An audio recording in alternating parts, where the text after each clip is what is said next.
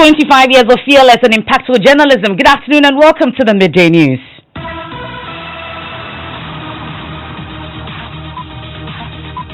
This bulletin is coming to you live from the Joy 99.7 FM studios here in Kokumlimle at digital address GA0993341. Also live on Love 99.5 FM in Kumasi, affiliates across the country including Radio 123 in Tamale, in Kigali FM in Savannah region and Clenham Radio in Bato. Is on ABN Radio in London and around the world at myjoyonline.com. The news is proudly brought to you by UMB Bank, UMB Speed Up, DigiBank, Let's Go and Telesol 4G. Just a touch in this edition. Education Minister admits he was a Get Fund beneficiary in Auditor General's report questioning the fund's decision to award scholarships in excess of $4 million to politicians, lecturers and media practitioners other than needy Ghanaians.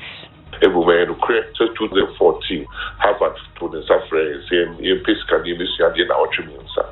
Get Fund sponsor. In 2014, we had an invitation from Harvard University and Get Fund sponsored it. We'll hear from him as well as a woman who says she never received any payment from the fund, although she has been captured as a beneficiary.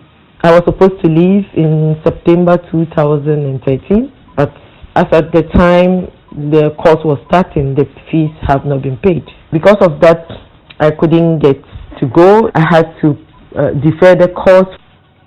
We have details. Also, schools shut down in Gomwasimbrofo in the central region following a bloody chieftaincy clash that led to 3 people sustaining gunshot wounds. We'll hear from police who are disputing claims of attacks in the region. Also, Ghana buys property as official residence of ambassador in Oslo, Norway, and rents office building to be used as embassy. We felt that at this point we will do better to rent this floor, which is the 5th floor of this beautiful office building. We have details in an Arrival Live campaign today to end the deaths on Ghana's roads. We hear from wife of one of the 3 Kolebu Hospital urologists who died in an accident, who says she relives the trauma of losing her husband anytime she hears news of a crash. Each time you hear a crash, my heart bleeds. And I think it's the same for many, many others who have lost loved ones. We have all that plus sports here on the Midday News with me, Emefa Apawu. Please stay for details.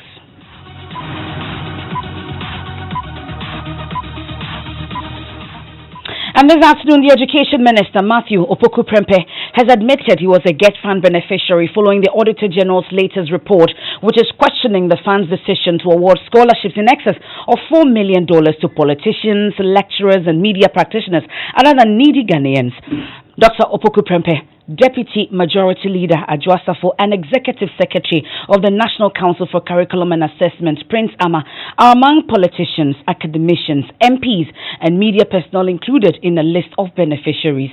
The revelation has spawned several reactions. We'll hear from the minister shortly, but first, here are details of the performance audit report conducted between July 2017 and March 2019, covering the period of 2012 to 2018. According to Get Fund's annual report from 2012 to 2018, the Secretariat spent in excess of 400 million cedis on scholarships on 3,112 beneficiaries, out of which 2,217 persons were unlawfully granted scholarships to study abroad. The Auditor General's report found that the Get Fund Secretariat breached the law by administering the foreign scholarships, which is the mandate of the Scholarship Secretariat. Some of the beneficiaries, according to the report, include a person bearing the name of the Education Minister, Matthew Opoku Prempeh, who studied at Harvard University for an international security course valued at $11,200.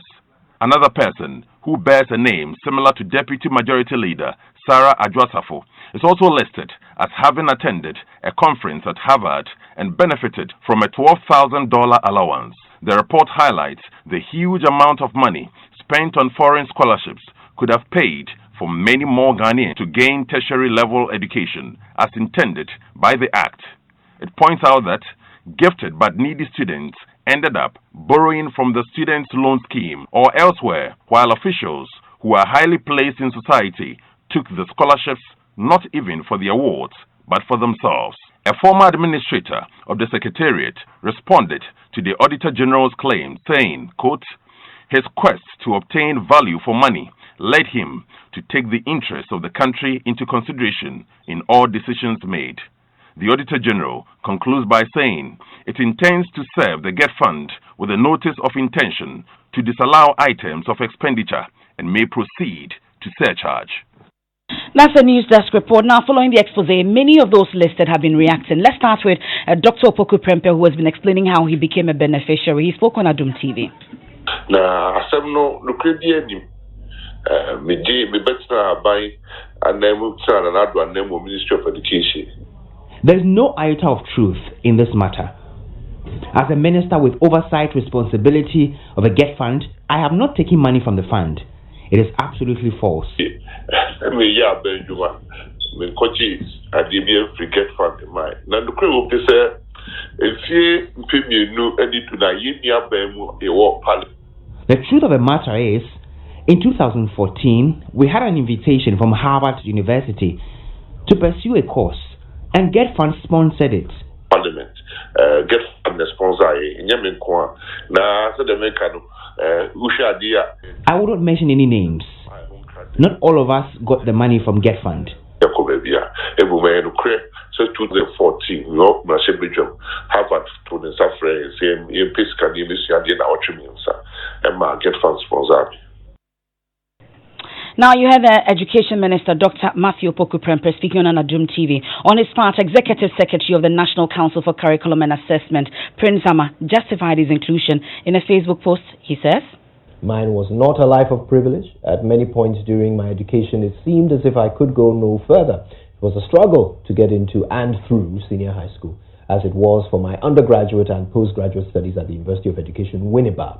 These struggles did not daunt, but rather strengthened my belief in the need for and the power of education to change lives and transform communities. And that is the very point I made when I applied for a scholarship from the Ghana Education Trust Fund back in 2012. My purpose was to acquire the competencies that would enable me contribute to the national mission of extending quality education to everyone. 3 years later, in 2015, having graduated with PhD in mathematics education, I stayed true to my promise. I rebuffed several offers from the United Kingdom where I had studied, including from Oxford University, and returned home to give back to and serve the country that had believed in me and given me a shot that I would otherwise never have had."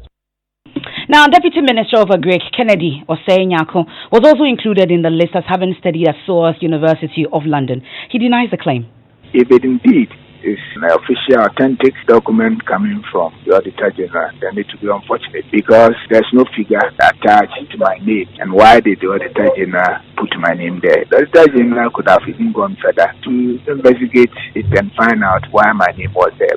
I have not been on any government scholarship, whether home or abroad. But have you, in any point in time, even requested and you were denied? Most of my constituents comes to get the GET Fund scholarship for them. So what I do is I mostly use my letterhead to write on their behalf and send it to the administrator to see if they can help them. That is the closest that I've gotten to by writing for my constituents. I am tempted to believe that it is maybe because of some of those letters that I've written on behalf of my constituents. That is why they might have written my.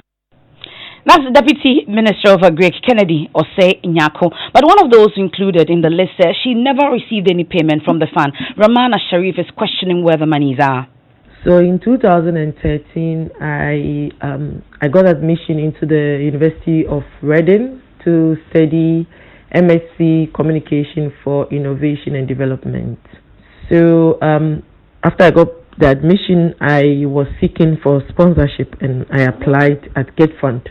I submitted my application together with all my supporting documents and was told we'll be contacted later when the selection is done. So later I was contacted. I was given the award letter and it was a full sponsorship, tuition and living expenses. So I was supposed to leave in September 2013, but as at the time the course was starting, the fees have not been paid. And the UK government at that time had put an embargo on all Ghanaian students leaving for the UK on GET Fund scholarship to have a fully paid receipt of tuition fee before you'll be granted student visa. So because of that, I couldn't get to go in 2013. I had to defer the course for 2014, and in 2014 still the fees were not paid, so I couldn't get a student visa to go, and I couldn't defer again because the school does not allow to defer the course more than 2 times.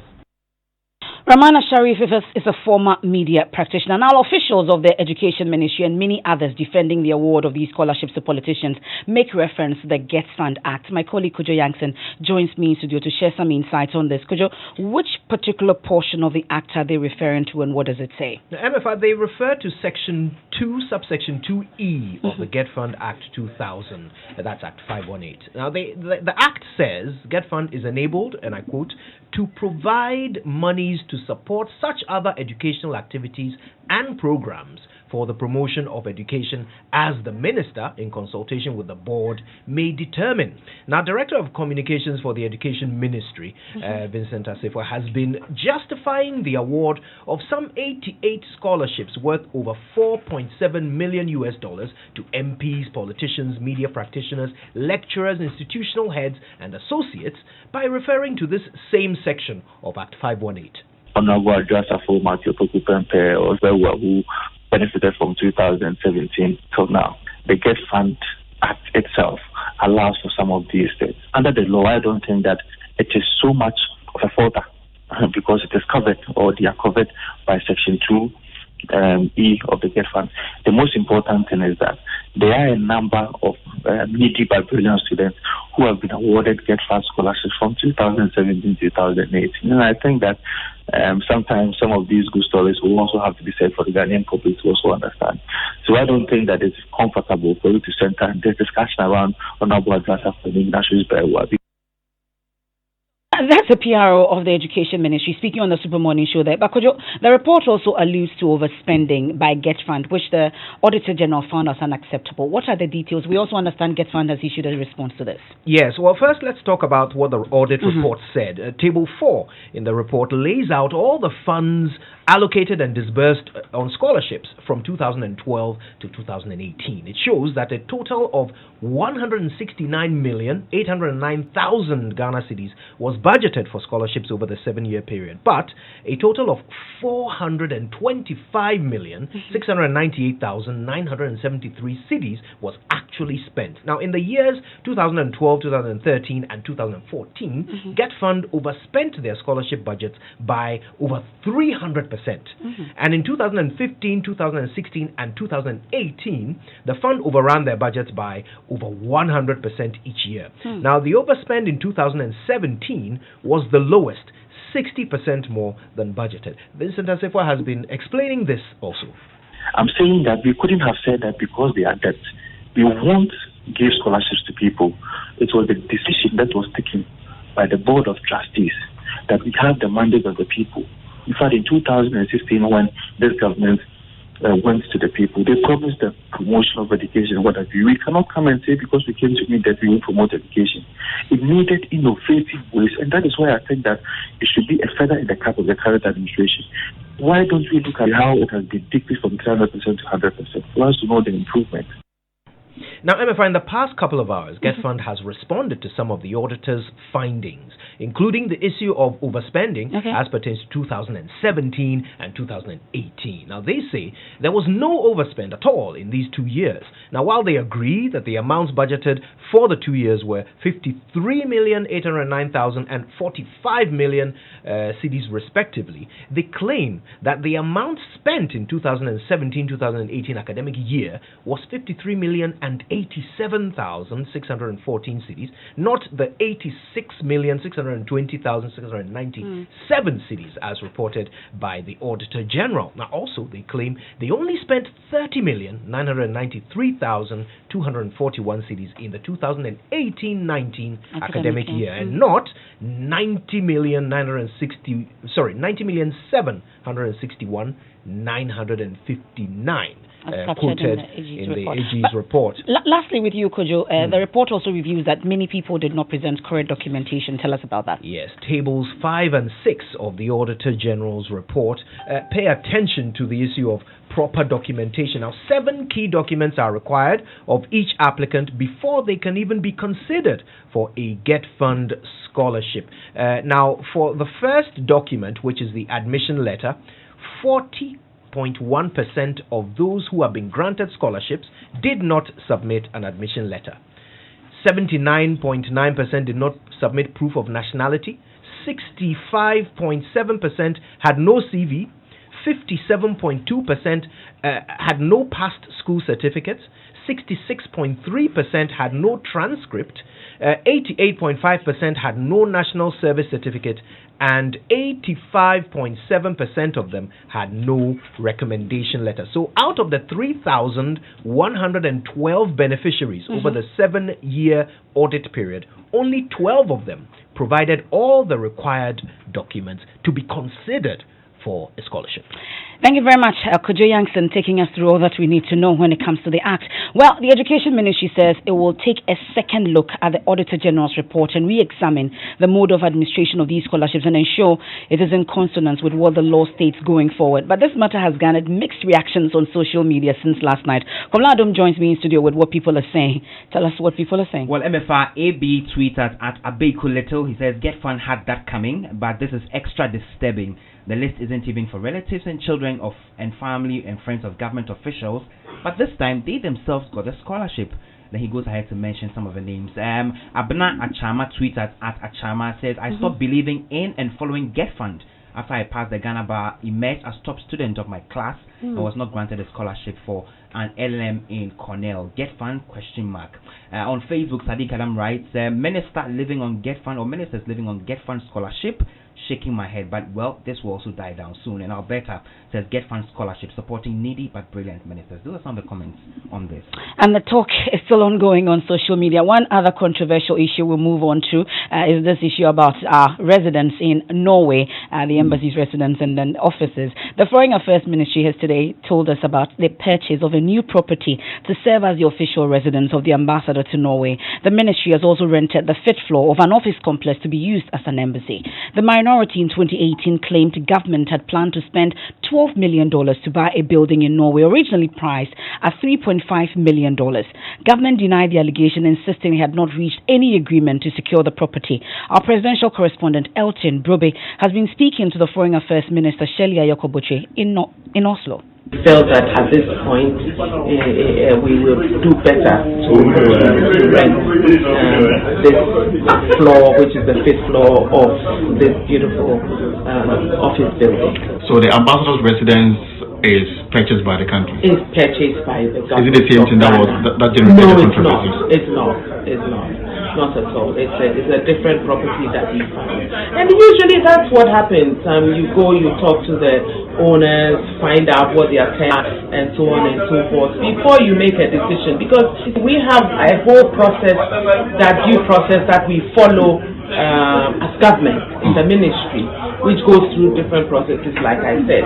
None of them had been followed when this whole controversy happened. But we're happy that today we are seeing the commissioning of this office space for the Ghanaian embassy in Oslo.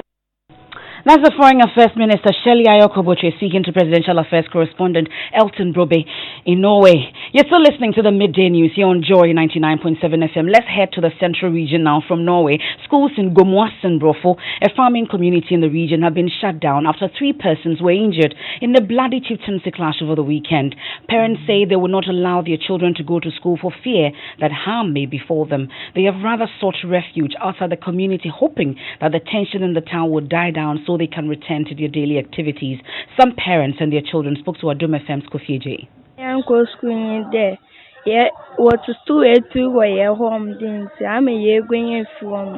are scared to go back to school because of the gunshot. Even our teachers have fled to their hometowns. Even if we go to school, there's nobody to teach us because all our teachers have fled. when now was our bag or quantity. I echo school for you one more catch. Now, a man claiming to have been attacked by thugs during the installing ceremony recounts his experience. Na matete or more to 20 no say on also kan na me so ama mesuro na me ye nti me yi mata ya top na de me hu yan so mo di tuo no egu nkrofo no so na mo boys ni dimirika na eja me so me kope ba bi tell bet. I heard gunshots and fled to a house nearby. This was after I saw them shooting at some men. They trailed me to the house and attacked me with the butt of the gun. Me sole yende ma sumu de omo bro me papa omo di nwia kese na omo de bobo me na me je me hu na me dwane. Meanwhile, the police is disputing claims of attacks in the community. Here's a Palm District Police Commander speaking to Adum FM's Kofi J. We called Obripon, and Obripon explained the whole thing, and the man that has stood himself. So there was a false alarm that there's people attacking them. Police is on the ground. As I speak now, nobody report any incident to the police that we can record that we've recorded this. And the people have been asking me, do we go to the hospital? Nobody has even reported anything. Why the police going around to all hospitals and be asking? There's nothing. There's nothing like any destruction of anything, nothing. We moved yesterday like this. Police, we have police barriers on the main highway. I spoke to the regional command, and we have to condemn some of the barriers in order to stay in the town. We slept in the town with them, with the car, with assurance. I have given them all my numbers. If you have a problem, that's DSP Moses Osakono. Now, the Gomoa West District Chief Executive Bismarck Kinkum suggests plans are underway to get residents back to the community. Yesterday, I was informed by the police commander.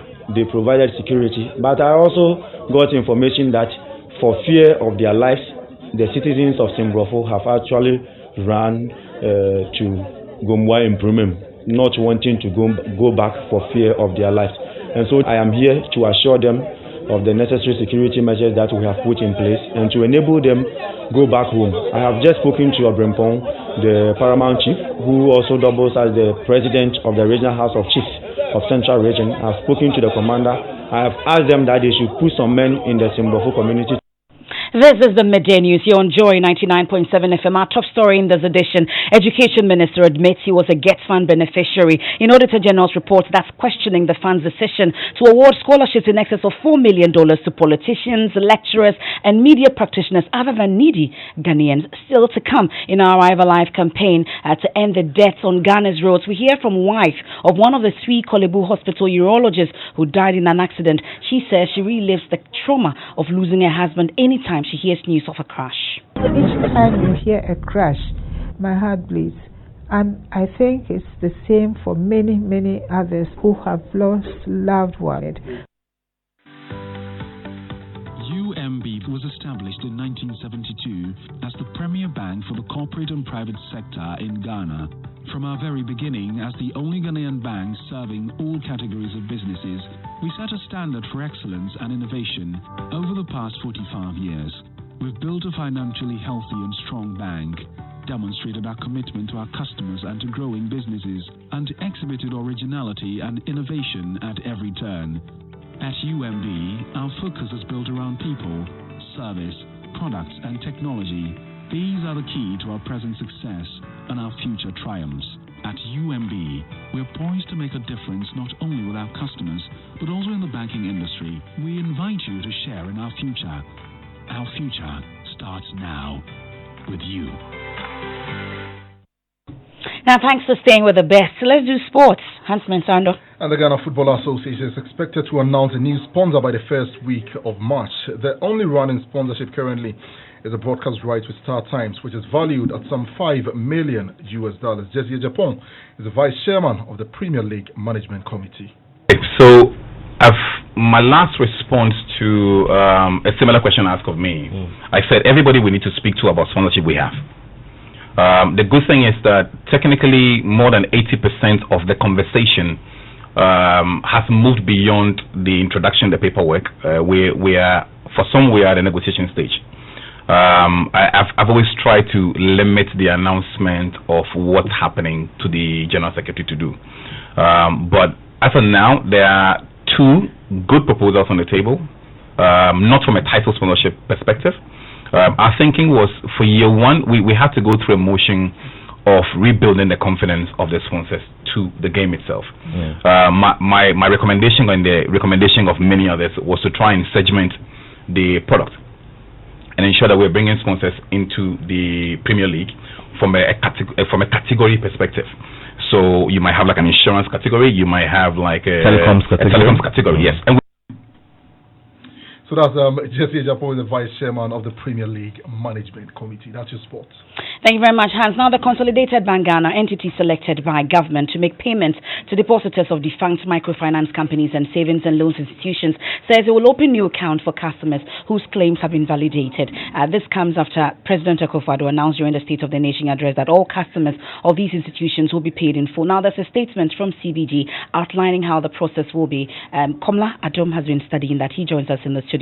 How exactly will it be done? Well, according to CBG, a combination of cash and bonds totaling approximately 5 billion has been made available by government to CBG to fully settle the outstanding depositor claims of these institutions, as well as the 39 microcredit institutions in official liquidation. Now, they say based on the data submitted to CBG by the receiver, CBG will open new accounts for all depositors whose claims have been validated and accepted by the receiver for payment. And CBG will open 2 sets of accounts. That's one operational account and another investment account to hold a bond if customers' funds exceed the cash payment threshold. And the requirements are? They have to just submit a driver's license, a voter's identification card, or a passport. Thank you very much, Komla. Time now for our Arrive Alive campaign. And the wife of one of the 3 Kolebu Teaching Hospital urologists who died in a 2005 accident says she's forced to relive the trauma of losing her husband anytime she hears news of a crash. Speaking to Joy News in our series of accidents that shook the nation as part of our Arrive Alive campaign to stop the deaths on Ghana's roads, Dr. Cecilia Benchi questioned why some drivers who cause avoidable crashes are left off the hook. There's more in this report by Maxwell Abagba. But I try that at each anniversary. Wife of one of the doctors, Dr. Cecilia Benchi, shows me articles she authored about the ghastly accident that claimed her husband's life. In August 2005, Dr. Isaac Benchi was returning from a monthly outreach program in the Bronx-Ahafo region, but he never reached home. He died with his senior, Professor John Quarty, and 34-year-old Dr. Benjamin Osewiafe. So the car came to pick him, and something funny happened. After I had gone in and was closing the gate, he came back, knocked, said Mokomaba again, but he had already said he was going. Each time you hear a crash, my heart bleeds.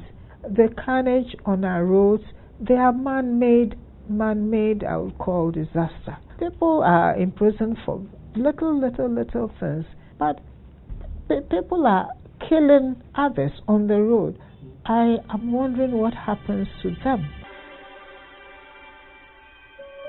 His father, Professor John Quarty, died in the same accident on the Bonsu-Apija section of the Accra-Kumasi highway. The oncoming car's tire burst, and the car somersaulted and came and landed on their vehicle. I think that it's a shame that almost 15 years after my father died, we don't have a divided highway running from south to north. Maxwell Agba's report, we're still reminding you to arrive alive. Now, we have for 2 consecutive years successfully conquered many tourist sites in Ghana as part of our Joy FM Fantastic 4 tours. We visited Afaja, Tovota Lake, Cape Coast Castle, among others. Here's just a reminder of what you missed last year. So very soon we'll be going on to that canopy walk. Are we ready, people? Yes! That's of about 250 feet above sea level. People are tired already. In less than 10 minutes, we have to take our rest. I think I've lost one of my lungs already. I'm working with the other one now. Oh, I am tired already. They're supposed to do 1 hour. You've done 6 minutes. Slowly but surely, we got to the canopy walkway. As usual, there were screams. I wasn't there! I wasn't there! Ah! I made it! Oh my God! those who work like the boss. And that's how it will be this year, and even better. And one of the ambassadors for the Conquer Ghana tour is Joy News editor Arava Kumsin. She joins us in studio. You love to chill, so why not?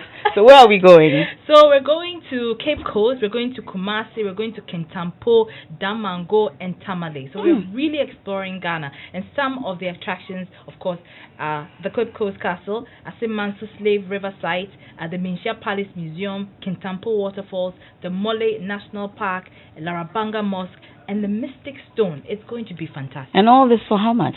Oh, just for 1,500 Ghana cedis? 1,500, yes. Of course. Why not? You want to join Araba Kumsin to conquer Ghana, and then after we conquer Ghana, we go to Turkey. And that's it for the midday news here on Joy 99.7 FM. There's more news when you log on to myjoyonline.com. I am Emefa Apawu. Thanks for your company.